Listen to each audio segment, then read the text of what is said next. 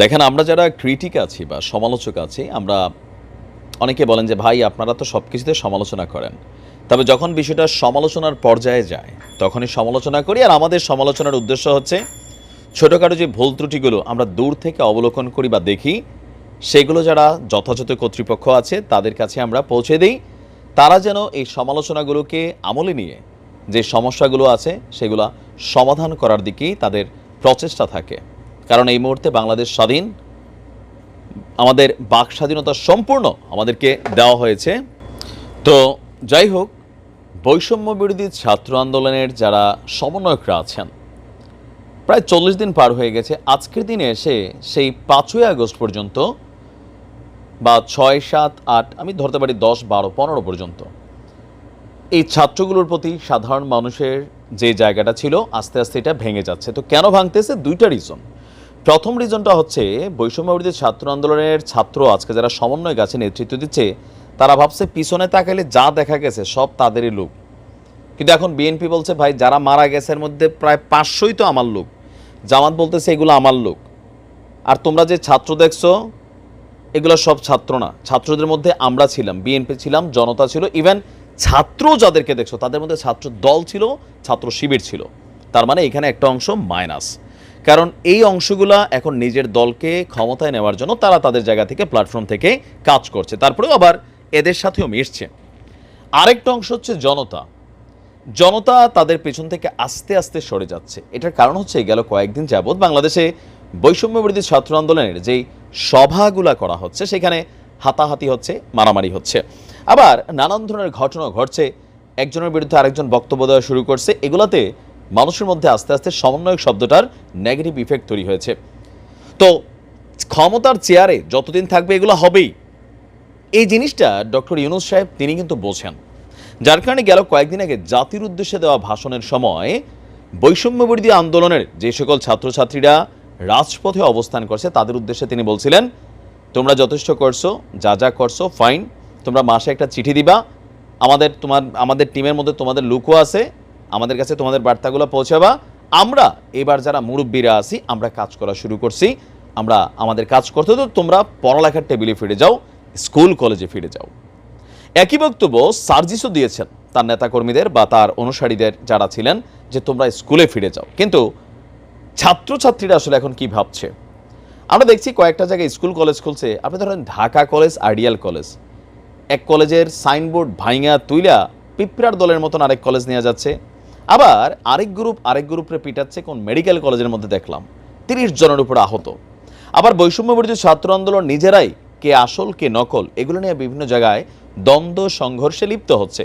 তার মানে একটা স্থিতিশীল পরিবেশ এই মুহূর্তে শিক্ষাঙ্গনগুলোতে নেই। আবার অনেক জায়গায় ভিসি পরিবর্তন করা হয়েছে, নতুন ভিসি আনা হয়েছে, সেখানেও পড়ালেখার পরিবেশ নাই, তাকে পদত্যাগ করতে হবে। আবার প্রধান শিক্ষকদের বহিষ্কার করে দেওয়া হয়েছে। আবার অনেক শিক্ষক স্কুলেই যাচ্ছে না।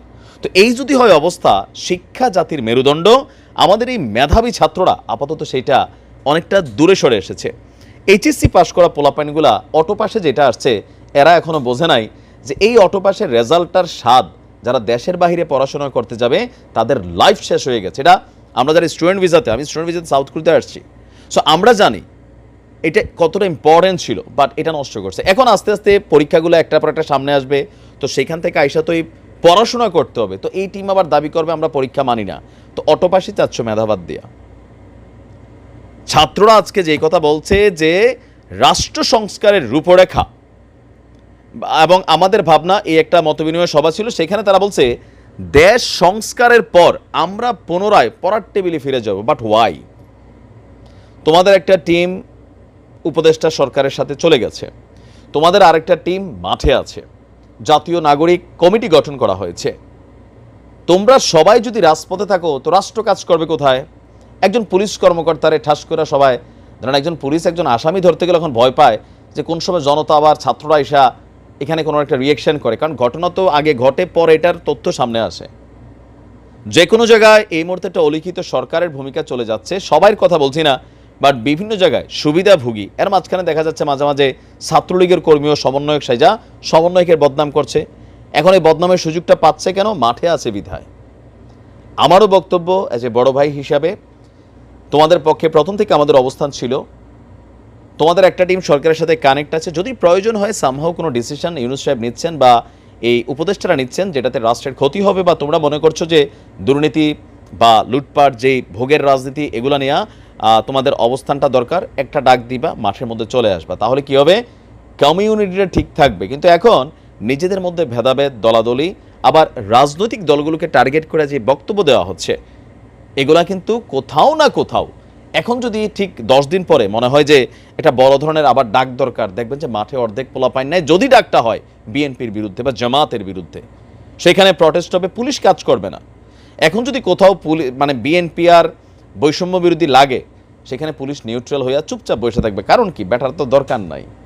কারণ বিএনপি ক্ষমতায় আসতে যাচ্ছে, বৈষম্য বিরোধী রানিং ক্ষমতায় আছে এক ধরনের, এগুলোতে হচ্ছে কি প্রশাসন সঠিকভাবে কাজ করতে পারতেছে না, আর ছাত্ররা রাষ্ট্রকে ম্যানেজ করতে পারতেছে না। সো আমার মনে হয় তোমাদের এথিক্সটা জীবিত থাকুক, মানুষের কাছে সম্মানের জায়গাটা থাকুক, তোমরা টিম হিসাবে ঠিক থাকো, প্রয়োজনে মাসে একটা মিটিং করতে পারো বিভাগীয় পর্যায়ে, জেলা পর্যায়ে, ইন্টারনেটে, বাট মাঠে নামা জরুরি প্রয়োজন ছাড়া উচিত না। তোমরা তোমাদের পড়াশোনাতে ফিরে যাও। এখন তারা যে বক্তব্য দিছে, রাষ্ট্র সংস্কারটা রাজনৈতিক সরকারের দায়িত্ব, আপাতত অন্তর্বর্তীকালীন সরকার তিনার দায়িত্ব, তোমাদের না। তোমরা রূপরেখা দিতে পারো, দাবিগুলো সামনে আনতে পারো, এর বেসিক্যালি বাহিরে না। ঐক্য নষ্ট হবে, সমালোচনার সুযোগ পাবে, সমন্বয়ক নাম পরিচয় দিয়া নানান ধরনের যারা সুবিধা ভুগিয়ে আছে অথবা তোমাদের আন্দোলনটাকে যারা নষ্ট করতে চায়, তারা জয়েন করবে। এক শ্রেণীর মানুষ এটা প্রচার করবে, বিশ্বাস করবে, আরেক শ্রেণীর মানুষ বিশ্বাস করবে না, বাট ফাইনালি এগুলাতে মানুষ বিরক্ত হচ্ছে। আমার কাছে যতটুকু মনে হয়, বা তোমরা কমেন্টগুলো দেখবা যে তোমাদের পোস্টে হাহা রিয়েক্ট করা থাকে, পজিটিভ কমেন্ট করা থাকে। এই তোমাদের পোস্টেই গেল 1 মাস আগে লক্ষ লক্ষ ভালোবাসা ছিল, আস্তে আস্তে কমছে। এটা হচ্ছে ক্ষমতার চেয়ারে বসলে এই চেয়ারটা সবসময় ডিস্টারবেন্সের চেয়ার। আবার তুমি চেয়ারে উপদেষ্টা আসিফ বসছে, হয়তো অফিসে দেখি সার্জিস, হাসনাত সহ অনেক সমন্বয়ের এলাকা ভিত্তিক এরকম বসছে।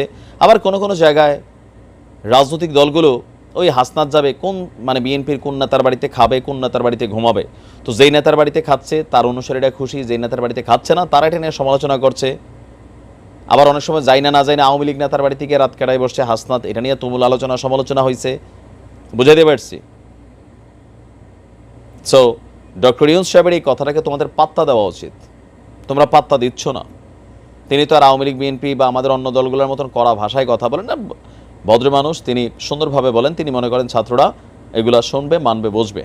তবে আমার মনে হয় ডক্টর ইউনূস সাহেবের উচিত প্রশাসনকে তার দায়িত্ব হাতে নিতে দেওয়া। কারণ ছাত্র বয়সটাতে যদি এতটা দায়িত্বশীল ছাত্ররা হয়ে যেত, তাহলে তো আর শিক্ষকের কাজ লাগতো না। আজকে শিক্ষকরাও লাঞ্ছিত হচ্ছে অনেক জায়গায়, কিছু দোষে, কিছু নির্দোষে। ভালো থাকুন, আসসালামু আলাইকুম।